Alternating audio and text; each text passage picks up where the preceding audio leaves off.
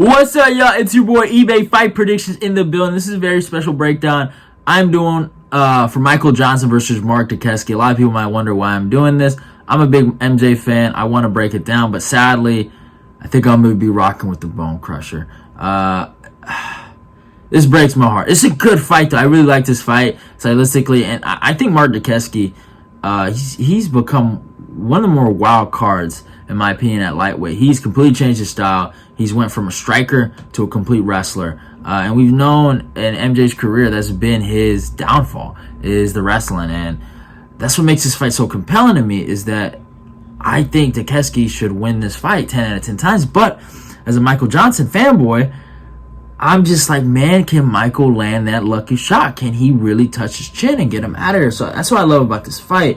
Michael has looked fucking renewed. It looks like he is like more motivated than he's ever been in his whole career. I know he's coming off a loss, but I thought he won that Jamie Mullarkey fight, or I thought it was a draw. It was a really close fight. And yeah, he seems more motivated than ever. And Marc Diakiese, ever since the Alves loss, it seems like he is not ever gonna strike. I love this fight. And I've been seeing Michael Johnson really working with his grappling against guys like Gilbert Burns, and he looks good. He looks good. Like, he looks like that work with Gilbert is paying off. So this could be a really interesting fight. Could be close. But if we look at the stats, Michael Johnson comes with a record of 20-18. He's fighting out of Florida, age 36. So that's something big to look at. Height of 5'10" and reaches 73.5. Marc Diakiese, 16-5, is fighting out of England, age 29, a height of 5'10" and reaches 73. Yeah, I think Diakiese, it's interesting. He has his losses, right? He lost to Dan Hooker, Alves, Fiziev, some other guys, Jakar Close, right? But man, these last two fights, I mean, he's got a lot of heat for it against Borchev and then Damir Hazovic, but I was just impressed just to see how he dominated those guys with the wrestling. I know he had wrestling a while back when he fought Venata, but you know, man, like, the way he's using it now is like he's just completely drowning these guys with his grappling, and it looks amazing. It really, really does. And I know some people don't like it, and I get it. It is what it is. But this is MMA, so it's going to be really, really interesting. So I don't know. It's going to be hard to say. You look at what Diakiese has accomplished in his career, though. He has some good wins, right? Damir Hazovic's a decent fighter, in my opinion. Beat Borchev, who I think will be good one day. He beat Alves, who's, I think, oh man, he has so much potential to be great. He didn't beat Alves, my bad. He lost to Alves. I mean, he had it coming. Dude was acting like a complete asshole. And yeah, he had it coming. But ever since that, yeah, the Alves fight, he's fought completely different. But yeah, he always, you know, does the dumb shit at the stare downs, and you know, before the fights he always acts like a fool. He lost to Fiziev, kind of got dominated there in the striking. Beat Venata with the wrestling, and then Joe Duffy. He went on a 3-fight losing streak, lost to Nasser Hascroft, Dan Hooker, and Jakar Close. So he's fought some good guys. They've all been decent, but it seems like whenever he reaches that top 15 level, he always loses. Dan Hooker is more top 15 than any of some of the other guys he's fought. Obviously, in terms of rankings wise, Fiziev is probably the best guy he's fought.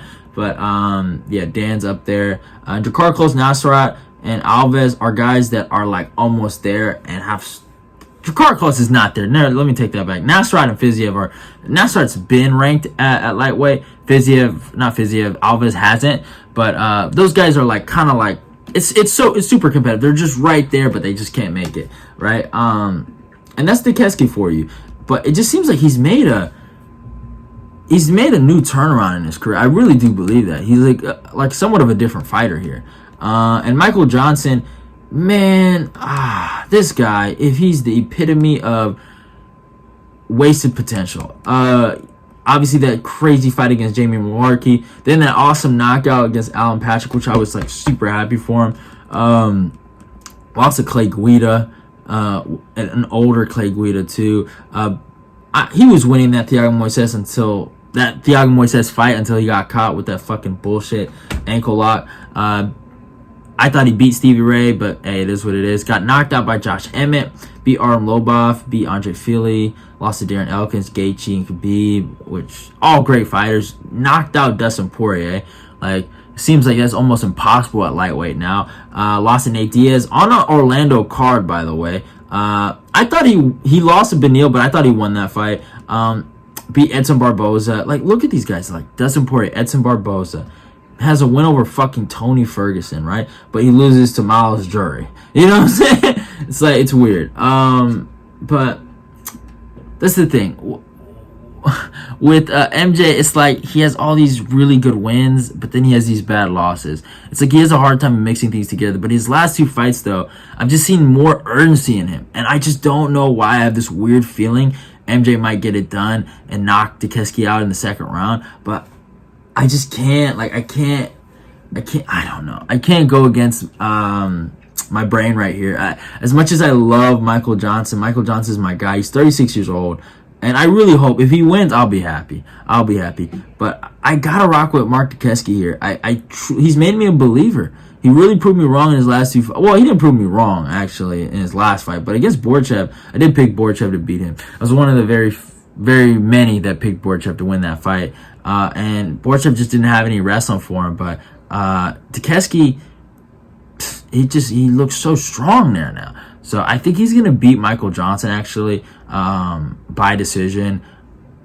Yeah, lay and pray kind of style. I think he's just going to outwork Michael in the wrestling.